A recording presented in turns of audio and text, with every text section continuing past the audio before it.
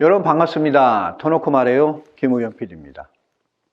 이거 터놓고 말해요 스튜디오에는 수많은 사연을 가진 분들이 오십니다. 그 중에는 정말 말도 안 되는 이야기를 하는 분도 계시고요. 또 자신이 겪었던 경험을 담담하게 풀어가는 분도 계십니다. 이번 터놓고 말해요는 제가 장담하건대 가장 마음 아픈 이야기가 아닐까 싶습니다. 저도 이분의 이야기를 듣고 정말 너무 가슴이 아팠습니다. 돈 때문에 친오빠가 엄마를 불태워 죽인 사연. 그리고 이분의 남편 이야기. 뉴스에도 나왔다는 이 가슴 아픈 이야기를 공개할까 말까 고민을 많이 했습니다만 그래도 세상에 이렇게 가슴 아픈 사연도 있다는 걸 알려드리고 싶어서 이렇게 공개하겠습니다. 터놓고 말해요에서 지금 시작합니다. 안녕하세요. 시흥에서 온 한지희입니다. 오늘 어릴 때부터 얘기를 해야 될 것 같은데요. 아마 제 평생에 살아오면서 초등학교 들어가기 전이 제일 행복했던 것 같아요. 아무것도 모르던 시절. 너무 오빠만 5에다가 막내인 딸인 저 하나, 딸을 낳으려고 계속 아들을 낳았다고 얘기를 듣고 부모님 사랑을 너무 많이 받고 자랐어요. 근데 언니가 하나 있었어요. 나중에 중학교 들어가서 너무 집안 분위기가 이상해서 엄마에게 물어봤죠. 왜 오빠들이 언니를 미워하냐고. 그때 알았어요. 오빠들은 아빠 자식이고 언니는 엄마 자식이기 때문에, 그리고 두 분이 재혼해서 낳은 자식이 저였더라고요. 너무 많은 것을 가지고 부와 명예가 있었지만 저희 집은 단 하루도 웃음이 없었어요.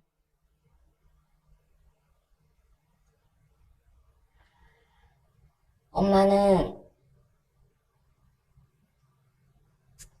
저를 지키려고 굉장히 많이 참고 인내하셨어요. 전 그걸 몰랐고요. 근데 어린 나이지만 엄마가 너무 불쌍했거든요. 그래서 그냥 공부만 했어요. 내가 할 수 있는 게 없었어요. 언니가 불쌍했고 엄마가 불쌍해서 힘이 없는 사람은 참아야 되더라고요. 그걸 어린 나이에 깨달았거든요. 언니는 매일 오빠들한테 구타당했어요. 스트레스 풀이용으로. 난 아무런 힘이 없어서 지켜줄 수가 없었어요. 그러다가 언니는 학교를 졸업하고 가출을 했어요. 구타를 못 이겨서. 저는 언니가 가출하고 나서 매일 언니를 찾아 헤맸어요. 찾을 수가 없었어요. 그러다가 어느 날 소식이 들려왔죠. 언니가 결혼을 했다고. 그것도 건달 같은 남자랑. 그리고 언니가 집을 나간 이후 오빠들에게 구타의 대상은 저였어요. 그래도 저는 참아낼 수 있었어요. 엄마가 불쌍했기 때문에 어떻게든 공부를 해서 성공해서 이 집에서 나가야 되겠다. 그 마음밖에 없었거든요. 언니는 결혼한 그 남자한테 제 20대 초반 때 들려왔어요. 죽었다고. 남편 손에 살해당했다고. 돈 때문에. 그때 당시에 9시 뉴스에도 나왔더라고요.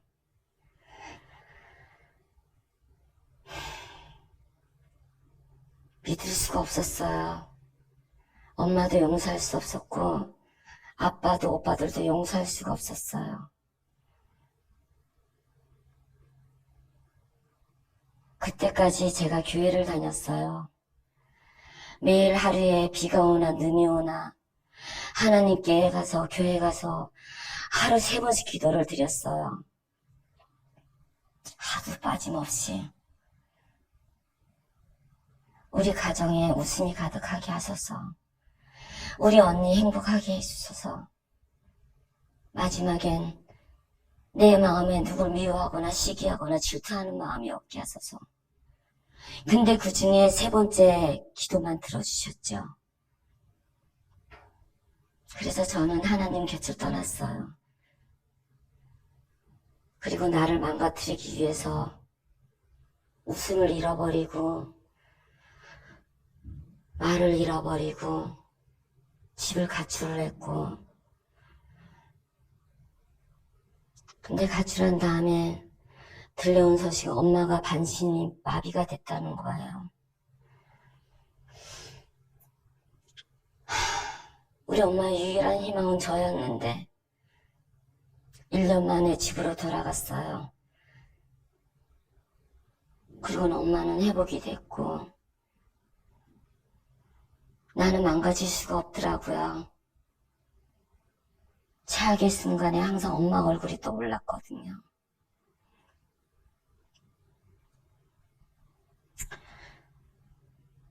그리고 다시 그냥 그 집에서 부잣집의 막내 딸처럼 외동딸로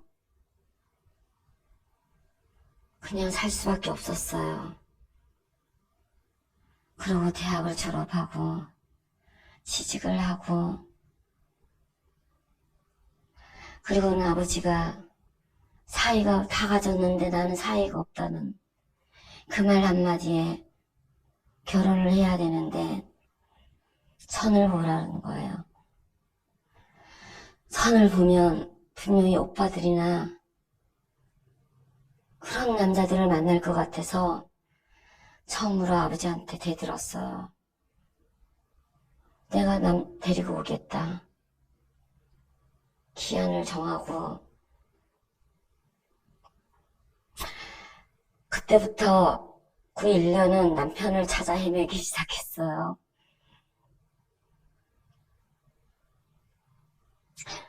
그러다가 남편을 만났는데 저를 우지 따라다녔었거든요. 제 주변에 있는 남자들 중에 제일 평범했고 제일 순해 보였어요. 그냥 평범한 직장인에다가 이 사람이라면 그냥 평범하게 살 수 있겠구나 싶었어요. 나는 평범하게 사는 게 소원이었거든요.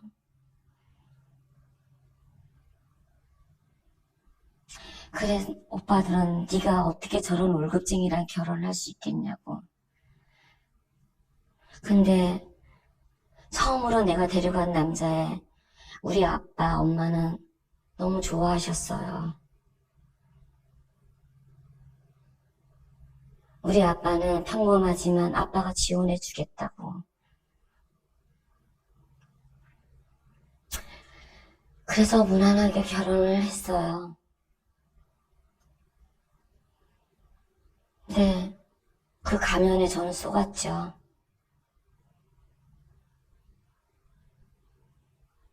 이 사람은 의처증에 초기부터 술 주사에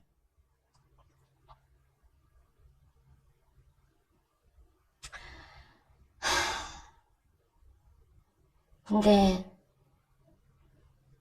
나는 이혼을 할 수가 없었어요. 그 또한 엄마 때문에, 오빠들 눈 때문에.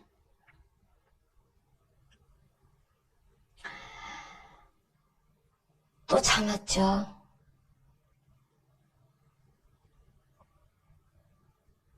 이 사람은 술이 깨면 또 무릎 꿇고 빌고 날 사랑한다고, 나 없으면 죽는다 그러고, 또 하나의 덫이더라고요.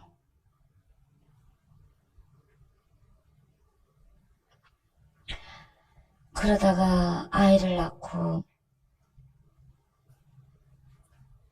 저는 계속 일을 했어요. 숨을 쉴 수 있는 공간이 필요했거든요. 근데 남편이란 사람은 갈수록 의처증은 더 심해지고, 내가 좀 더 노력하면 되겠지. 그래서 모든 인간관계를 끊고 오로지 남편에게 충실했어요. 그래도 소용이 없더라고요. 친정도 갈 수 없었어요.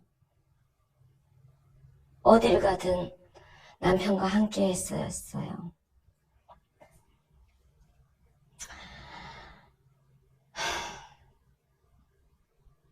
매일매일 술을 먹고 시달려야만 했어요. 근데 참을 수밖에 없었어요. 엄마가 마음이 아플까봐 얘기도 못하고. 그러다가 엄마가 알게 됐죠. 아빠도 알게 되고. 아빠는 자식들을 다 버리고 오라는 거예요. 그래야지 좋은 재혼 자리를. 전 싫었어요. 어떻게 내 아이를 버려요.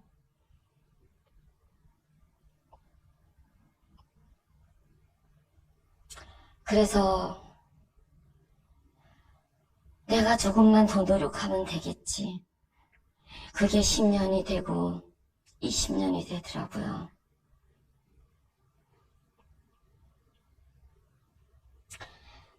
그러다가 아빠가 파킨슨에 걸렸어요. 1년에 투병 생활하면서 저는 주말이면 아빠 병원에 가서 간호를 해야 됐고 1년 동안 단 하루도 못 쉬었어요. 그래도 그게 힘들다고 생각하지 않았어요. 엄마 아빠에게 너무 많은 걸 받았기에. 그러다가 아빠가 돌아가시고 아빠의 죽음으로 인해서 재산 다툼이 벌어졌어요.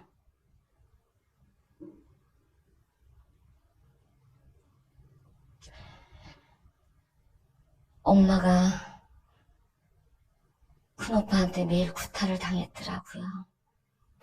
재산을 내놓으라고. 집도 다 뺏겼더라고요. 결국은 내가 받은 유산까지 다 줬어요. 엄마만 살려달라고. 나에겐 엄마밖에 없으니까. 결국은 그 재산까지 알고 봤더니 주식을 해서 다 날렸어요. 그래서 온갖 대출을 받아서 또 해줬어요. 그게 49일 동안에 다 일어난 일들이었어요. 결국은 남편에게 얘기했죠. 엄마를 모시고 오자. 우리 집에 모시고 오면 그래도 큰오빠들이 건들지 못할 거다. 남편이 왜 우리가 모셔야 되냐요. 요양원에 모시래요. 우리 아빠한테 참 많은 혜택을 받았어요. 남편은 경제적인 거 사이 하나라고. 근데 다 소용이 없더라고요. 그때 내 마음은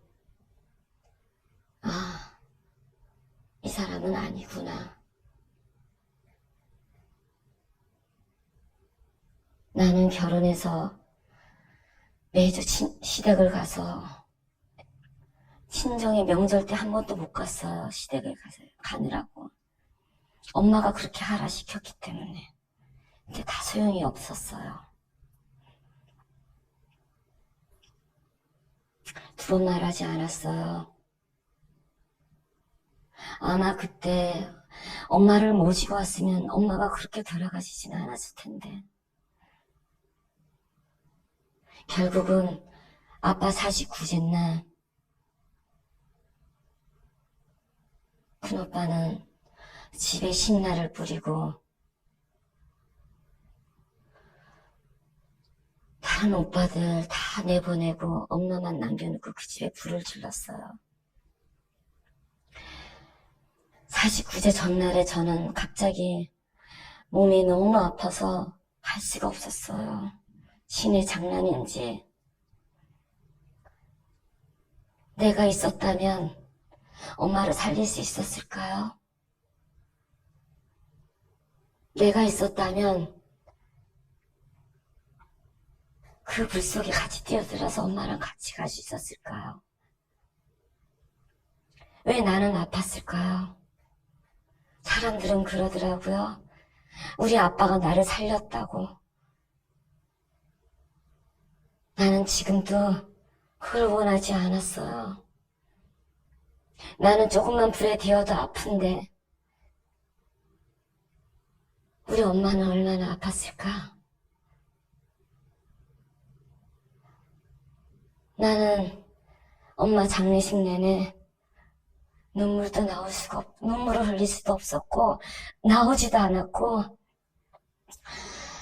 누구를 원망하는 마음조차도 그냥 멍했어요. 엄마 장례식이 끝나고 남편이 알게 됐죠. 내 유산이 다 넘어간 거를. 심지어 빚까지 졌다는 걸. 그 사람은 그 와중에도 매일 술을 먹고 그 재산 때문에 나를 매일 괴롭혔어요. 나는 술 팔 겨를이 없었어요. 또 당했어요. 그러다가 어느 날 이 사람이 술을 먹고 전철 타고 오면서 성추행을 했어요. 경찰서에서 전화가 온 거예요.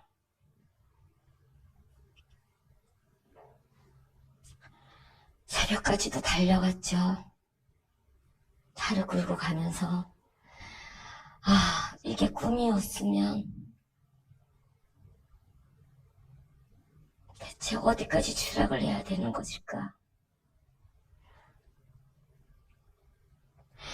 그래도 경찰서에 가서 괜찮아. 사람은 누구나 실수할 수 있어. 내가 당신 편이니까 기죽지 마. 내가 해결할게. 그러면서 3일 내내 경찰서를 갔어요. 합의를 하려고 그랬고. 근데 합의를 안 해주는 거예요. 그 경찰서에서 난생 처음으로 무릎을 꿇었어요. 태어나서. 하늘 내 위에 사람이 없었고 하늘 높은 줄 모르는 내가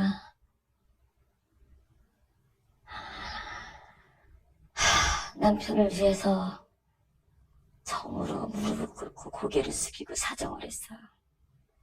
다 소용이 없었어요. 초봄이고 그래서 공탁금을 걸고 단원서를 쓰고 그래서 나오고 그냥 봉사할 너무너무 난 법에 대해서도 몰랐고 아는 세상을 아무것도 모르던 내가 이리 뛰고 저리 뛰고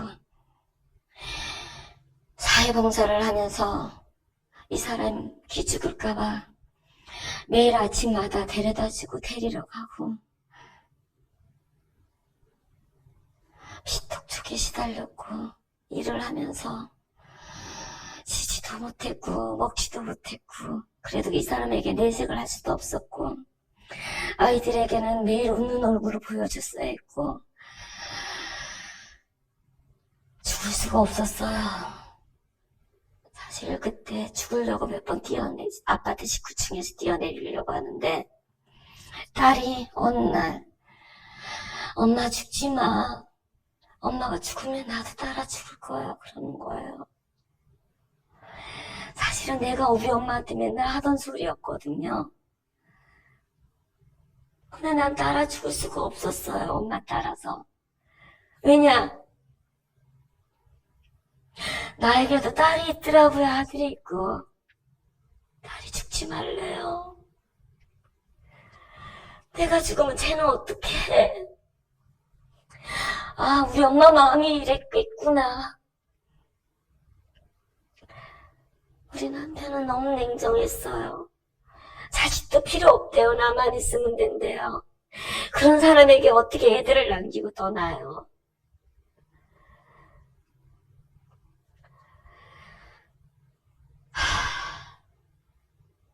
하나님은 천국과 지옥이 있다죠. 저는 이 세상이 지옥이라 생각했어요. 평생 살면서. 이보다 더한 지옥이 어디 있겠어요.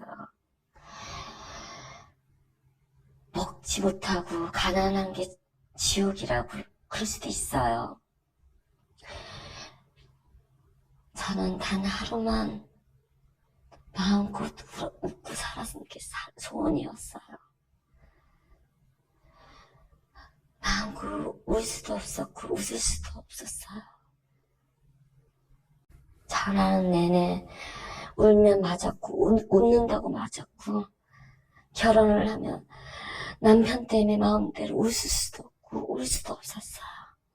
아이가 있어서 아이 앞에서 울 수도 없었고, 화장실에서 내 머리를 박으면서 가슴을 치면서, 지금도 그래요.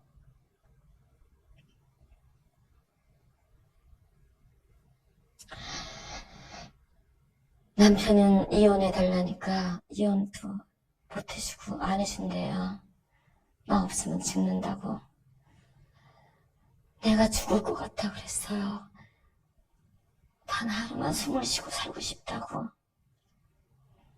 엄마가 돌아가시고 오빠들은 모든 재산을 다 빼앗았고, 아빠 길에도 오지 못하게 해요. 100억이 있으면 오래요.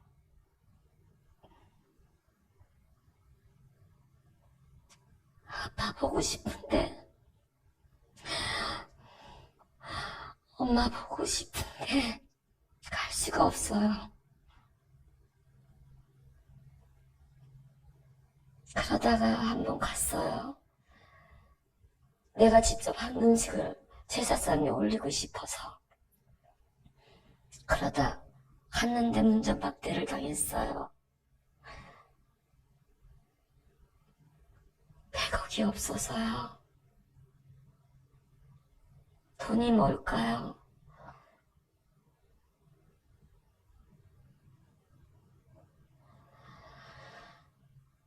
돈이 뭔데, 남편도 그 재산이 내 게 아닌데 어차피 그게 뭐라고.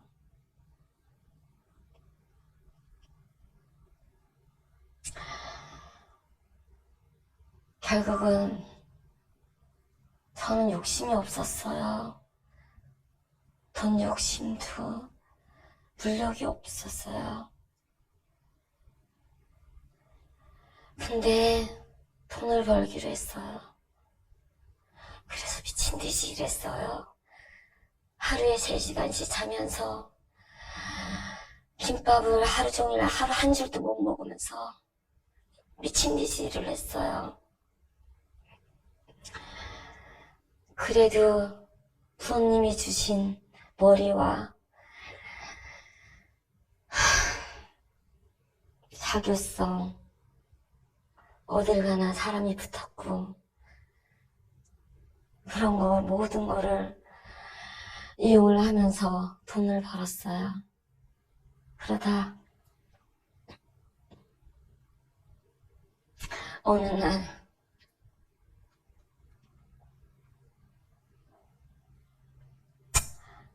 쓰러졌어요. 계속 토하다가. 것 같아서 응급실에 실려갔죠. 2시간만 늦었어도 죽었대요. 이미 온 장기가 산성으로 바뀌어 있고, 이미 병원 갔을 때 췌장은 멈춰 있고, 심장까지도 멈출 뻔했고, 간신히 살아났어요. 실감이 나지 않았어요. 난 아직도 더 잃을 게 있나 보다.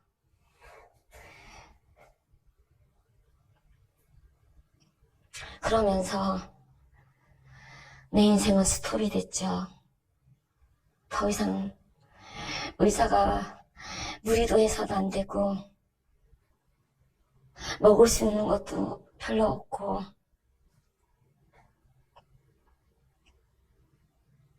장기는 하나 멈췄으니 췌장을 살릴 수 있는 방법은 없다는 거예요.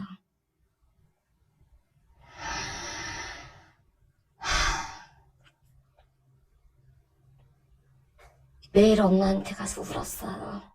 나 좀 데리고 가라고. 제발 날 좀 데려가 달라고. 차라리 날 데리고 가지 왜 살렸냐고.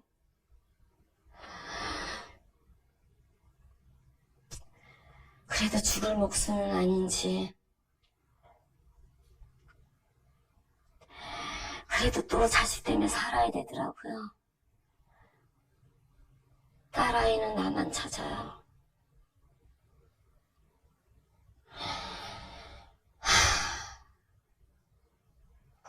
이 몸으로 해서 또 카페를 했어요. 살겠다고. 그러면서 건강은 더 악화됐고 죽을 것 같더라고요. 그래서 카페도 그만두고 결국은 벌어놓은 돈 다 까먹고 남편한테 위자료도 필요 없다.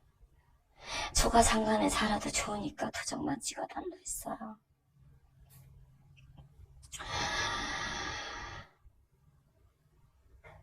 아이들도 내가 키우겠다. 그래도 싫대요. 결국은 내 목숨을 담보로 협박을 했죠. 진심이었어요. 이혼해달라고. 일단 이혼해달라고. 대신 시부모님들 돌아가실 때까지는 내가 며느리로서 최선을 다해주겠다 했어요. 조건이. 안 그러면 안 해줄 것 같았거든요.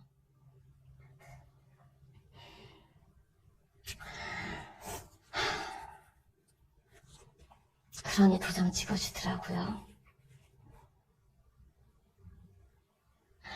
도장 찍기 전에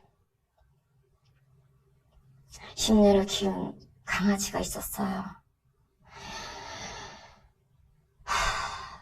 그날도 이혼해달라고 얘기를 했더니 남편이 눈에 살기가 돌면서 결국은 그 강아지를 때려 죽였어요. 그 눈빛이 나를 죽일 눈빛이었지만 우리 강아지는 나 때문에 또 죽었어요. 내 옆에서 나는 그걸 끝까지 지켜볼 수밖에 없었어요. 그걸 딸아이가 다 지켜봤고 결국 딸아이는 지금 그런 충격으로 인해서 조현병의 진단을 받았어요.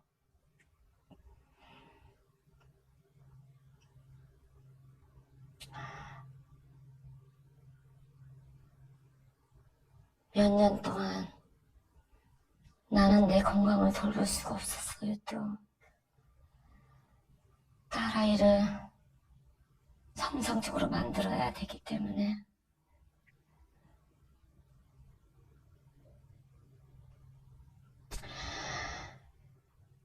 지금 그 노력 덕분인가요? 이제는 많이도 잘 웃고 애교도 부려요. 아직은 엄마만 찾아요. 22살인데도. 친구를 사귀고 싶다는 우리 딸아이의 말을 들을 때면 가슴이 정말 너무 찢어져요.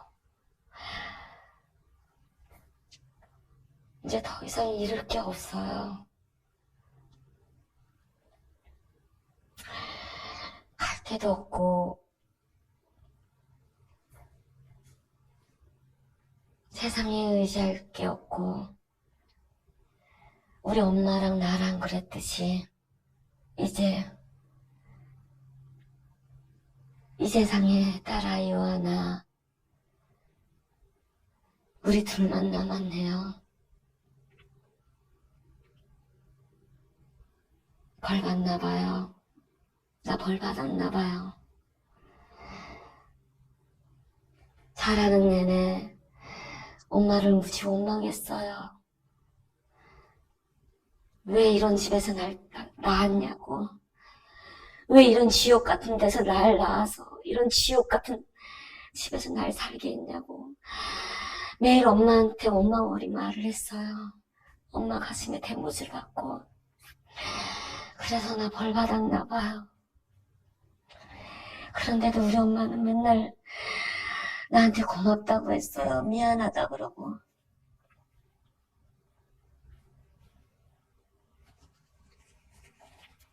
착하게 커져서 고맙다고. 미안하다고. 지금 저에게 소원이 있다면요. 제 건강도 아니고 돈도 아니고 딸아 사랑한다. 우리 엄마의 그 말 한마디만 들었으면 좋겠어요. 그러면 다시 살 수 있을 것 같아요.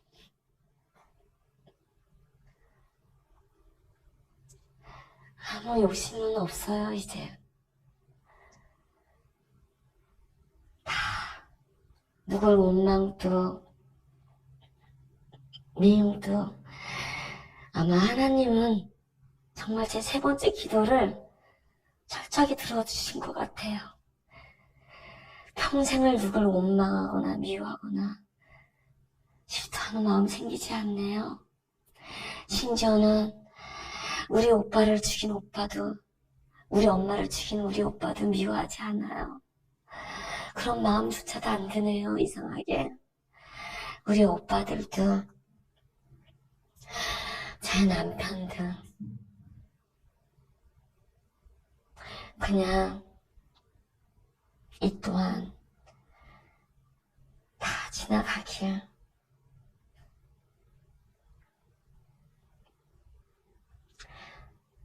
그냥 제발 평범하게 살 수 있기를. 우리 딸과 함께 이제는 원래 웃음이 많았던 나, 천성이 밝은 나, 그런 나로 살 수 있길.